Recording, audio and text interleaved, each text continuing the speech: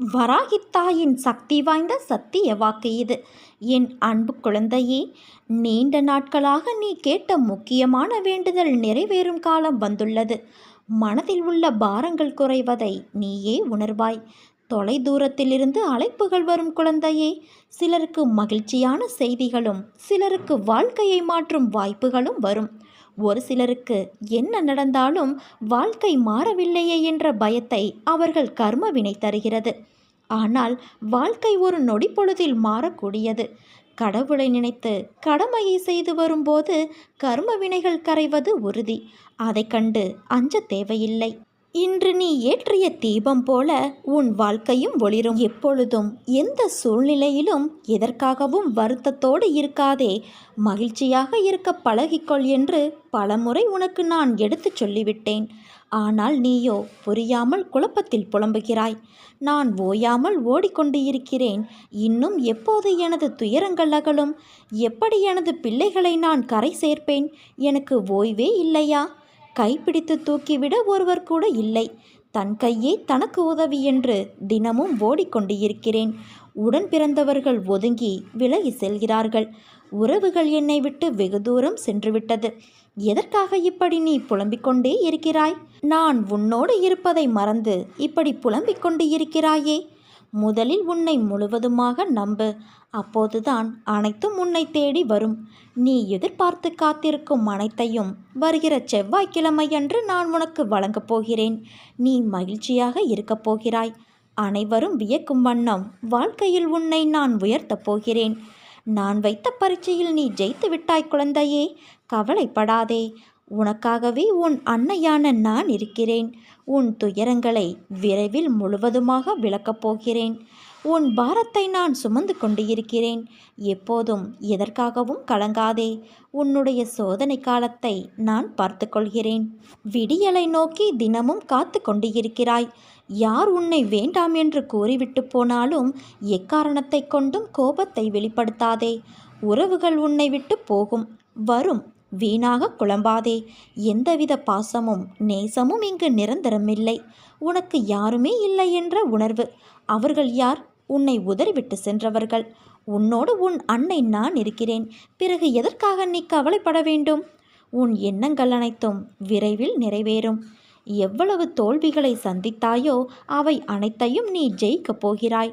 நான் உன் நிழலாக கூடவே வருவேன். அனைவரும் வியக்கும்படி உன் அன்னையான நான் உன்னை நிச்சயம் உயர்த்துவேன்.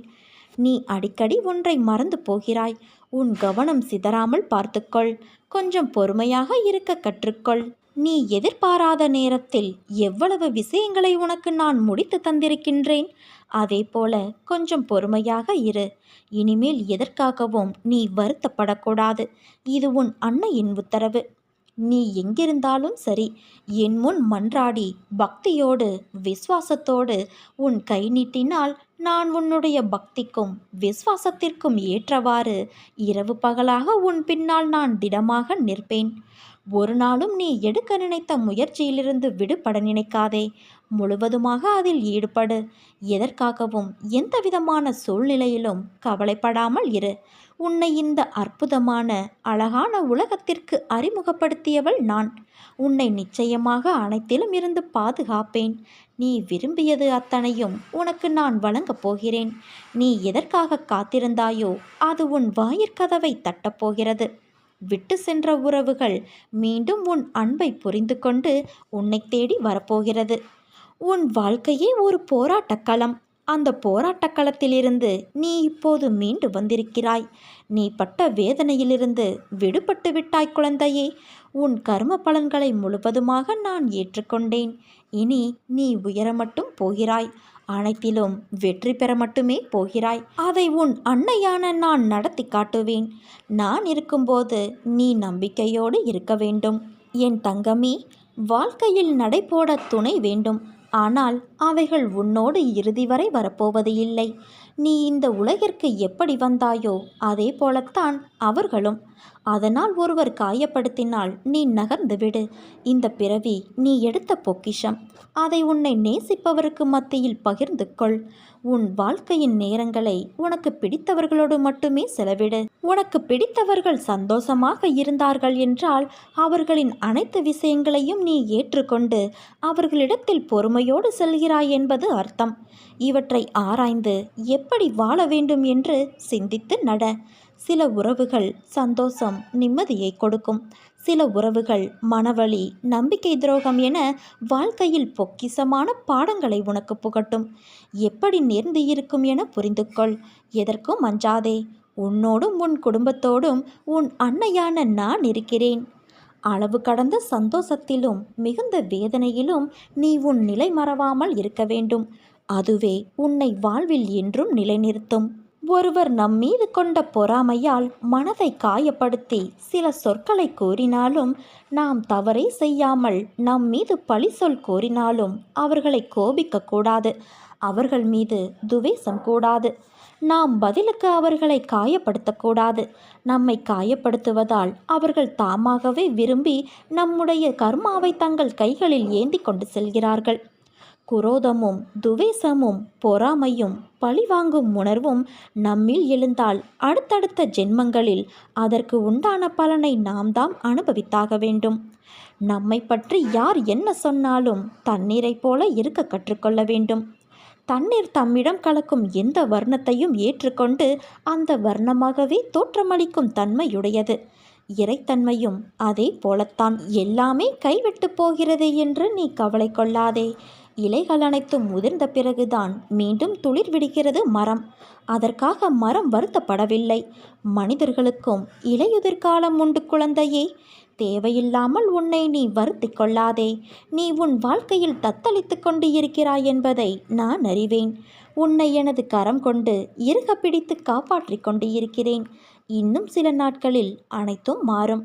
உன் எண்ணங்கள் அனைத்தும் நிறைவேறப் போகிறது. எல்லாம் தவறாக நடக்கிறதே, என்ன செய்வது என்று நினைக்காதே. நான் இருக்கிறேன். நிதானமாக யோசித்து செயல்படு. அவசரப்படாமல் பொறுமையாக இரு. உன்னை விட்டு யார் விலகினாலும் அதையே நினைத்து கவலைப்படாதே. எல்லாம் நன்மைக்கே என்று எடுத்துக்கொள். யார் உன்னை வெறுத்தார்களோ, யார் உன்னை உதாசீனப்படுத்தினார்களோ, யார் உன் நம்பிக்கையை கெடுத்தார்களோ அவர்கள் முன் நீ வளர்ச்சியடைந்து உன் வாழ்வில் வெற்றி பெறப்போகிறாய். உனக்கு வரும் அனைத்தையும் உன் அன்னையான நான் ஏற்பேன். என் அனுமதியில்லாமல் இங்கு எதுவும் நடக்காது. அதனால் உன் மனதை நீ கலங்க வைக்காதே. அனைத்தும் பொடி பொடியாக போகிறது. உன் மனம் தெளிவாகும். இழந்ததை மீண்டும் நீ பெறப்போகிறாய். உனக்கு குறைகள் ஏற்படாமல் நான் பாதுகாப்பேன். உன் வாழ்க்கை வண்ணமயமாக மாறப்போகிறது குழந்தையே. உன்னை ஒவ்வொரு நிமிடமும் நான் கவனித்து கொண்டு இருக்கிறேன். நீ எதற்கும் பயப்படாதே. என்று நீ என்னை தஞ்சமடைந்தாயோ அன்று முதல் இன்று வரை உன்னை நான் பாதுகாத்துதான் வருகின்றேன். சிலர் உனக்கு பின்னால் உன்னை கேலியாக பேசுவதை கேட்டு நீ வருந்துகிறாய். ஆனால் ஒன்றை நன்றாக புரிந்து கொள். உன் தரத்திற்கு வர முடியாத போது, உன்னிடம் இருப்பது போல அவர்களிடம் இல்லாத போது, உன்னை துன்புறுத்தி அது முடியாத போதுதான் அவர்கள் எல்லாம் இப்படி செய்கிறார்கள். இன்னும் உன் வாழ்வில் பல அற்புதங்கள் நடக்கப் போவதையும் பார்க்கத்தான் போகிறார்கள். என் வார்த்தைகள் மீது நீ நம்பிக்கை வை. ஏனென்றால் நீ என் உயிரான குழந்தை. நீதான் எனக்கு உலகம். உன்னை முதுகில் குத்துபவர்களைக் கண்டு நீ வேதனை கொள்ளாதே.